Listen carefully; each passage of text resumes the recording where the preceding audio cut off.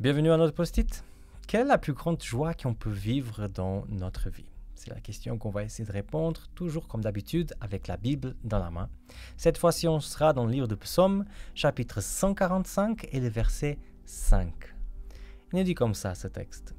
« Heureux l'homme qui a pour secours le Dieu de Jacob et met son espoir dans le Seigneur, son Dieu. » Le Dieu de Jacob.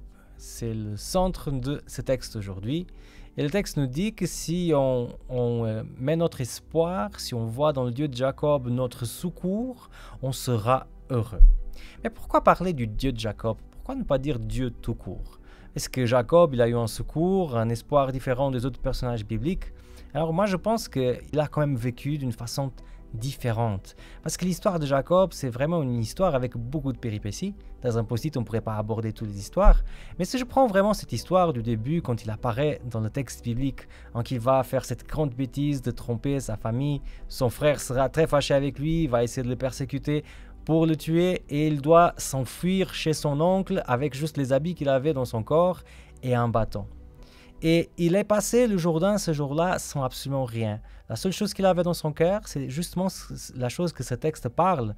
Il croyait que le Seigneur était son secours et il avait l'espoir dans ce même Dieu.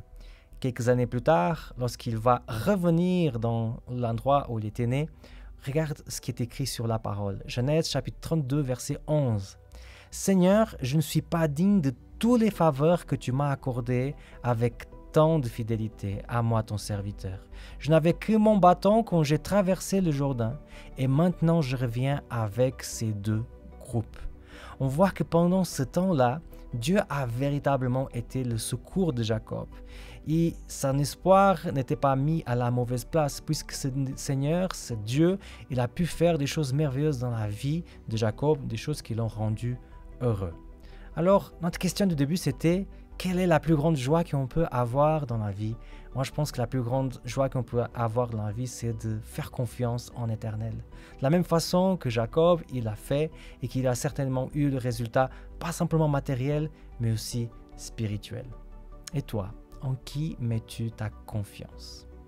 Moi, je m'appelle Semé Kounia et c'était le post-it aujourd'hui.